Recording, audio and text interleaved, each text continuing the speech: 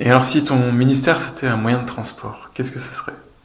Un vélo électrique. Quand la pente est un peu trop rude, j'allume le vélo avec son électricité, avec sa batterie derrière, et voilà, ça nous aide. Et je compare ça un peu avec mon ministère parce que voilà, il faut qu'on ait une pile.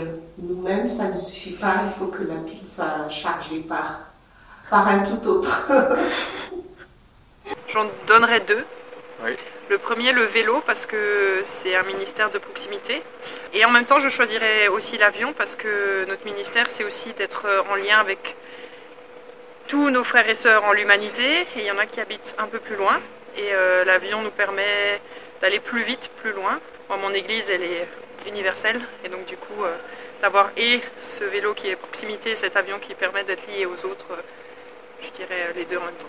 J'imagine que ce serait la marche à pied pour l'instant, parce que je commence tout doucement. Sinon, si ça doit vraiment être un moyen de transport, je prendrais ces vieux vélos là, avec une grosse roue devant et une petite roue derrière, parce que pour l'instant, j'ai pas l'impression de savoir bien forcément qu'est-ce que je dois faire, et j'ai l'impression d'être un peu... c'est un peu drôle, c'est pas un truc normal le pastorat. c'est original. Voilà. Ce serait une montgolfière. Tu peux pas vraiment la diriger comme tu veux, c'est toujours un peu aléatoire l'endroit où tu vas atterrir. La seule chose que tu peux faire, c'est prendre ta carte des vents, qui est pas forcément exactement juste ce jour-là ou ce soir-là, et après tu peux monter ou descendre pour essayer de choper tel vent. Alors il y en a qui vont plutôt dans ce sens-là, d'autres qui vont plutôt dans ce sens-là. Il faut que tu fasses toujours en fonction de là où ça souffle, quoi. Et il faut se laisser surprendre. Et d'accepter que l'esprit souffle où il veut. Voilà, c'est ça. Ouais, depuis le début, j'ai l'impression que le projet de la Résus, c'est un peu un TGV. Et que... Alors moi, je suis sur le quai et il faut pas que je tarde à sauter dedans parce que c'est comme un petit lapin qui fonce devant moi. Et voilà, il faut que... Plus que de tirer ou de pousser, j'ai vraiment l'impression de courir derrière. Je découvre une chose, c'est que des projets diaconaux comme ça, ils ont leur propre dynamique. En fait, on peut impulser des choses et c'est bien de poser des structures, des projets, d'avoir écrit les choses, de passer par des outils. Mais en réalité, le projet, il a une grande part d'autonomie. Un moyen de transport. Alors, ce serait quelque chose de pas très actuel, ce serait un cheval. Ah. Parce qu'un cheval, ça a aussi un caractère, ça peut se rebeller, ça peut avancer doucement, comme ça peut aller très très vite, mais ça avance bien quand on est en phase. Et je pense que ça représente, cette symbiose entre les deux représente bien, à mon avis, le ministère pastoral. Parce que des fois, ça va très très vite, on a de bonnes idées, ça va. Puis des fois, c'est beaucoup plus lent, des fois, ça se rebelle, des fois on a envie, des fois on n'a pas envie. Et puis tout à coup, il y a une illumination qui arrive et puis, ça va tout seul. Je pense qu'un cheval, ça le représenterait bien. Moi, je choisirais le tapis volant parce que ça te permet d'aller très vite, très loin. Et que ça te permet de faire beaucoup de choses. Et en même temps, je choisirais aussi une charrette tirée par un âne, justement parce que tu as le temps de faire les choses. Alors, tu peux te prendre le temps, tu peux te poser, t'avances au rythme de la nature, au rythme de la saison, t'as pas envie d'aller plus vite que la musique et plus vite que le temps. Je dirais que c'est un bateau, parce que je sais pas du tout naviguer.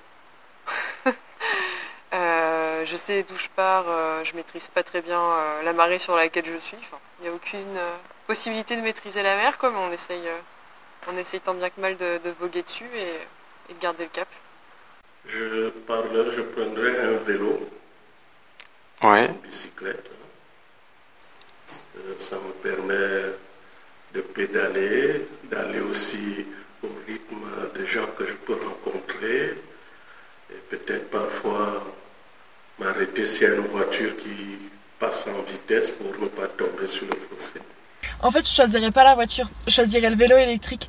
Parce que, en fait, parfois dans le vicariat, ça pédale tout seul. On se dit, ah, trop cool. Je pense que c'est un peu le Saint-Esprit qui souffle. Parfois, on oublie la présence de Dieu et on galère à pédaler. Alors que on se prendrait un peu plus de temps de spiritualité et on serait transporté par Dieu. Voilà, un vélo électrique. Un train qui avance sur l'eau. Ok. C'est un peu étrange. Mais quelque part, d'un côté, je vois cette image du train comme quelque chose qui fonce, quelque chose qui avance et qui sait où il va, qui connaît la destination et le but. Et parce que dans la paroisse où je suis en poste, au bouclier, c'est exactement ça, on fonce beaucoup, on avance beaucoup, et on sait où on va, et moi aussi je sais où je vais. Voilà, être au service des autres au nom de Jésus-Christ. Et en même temps, sur l'eau, parce que c'est un peu un terrain flottant, c'est un peu... on connaît pas encore tout, on découvre encore beaucoup de choses, on n'est jamais trop sûr de ce qu'on fait, et du coup on est toujours un peu, pas sur des rails, mais on flotte. On est toujours un petit peu en train de flotter, un peu à la dérive, et on essaye de faire ce qu'on peut avec ce qu'on a, mais on y va quand même. J'aimerais bien que ça ressemble à un train. Déjà, c'est écolo. Ensuite, moi j'aime beaucoup le train miniature, voilà, c'est mon hobby, donc forcément, c'est un peu sur les rails, comme on dirait.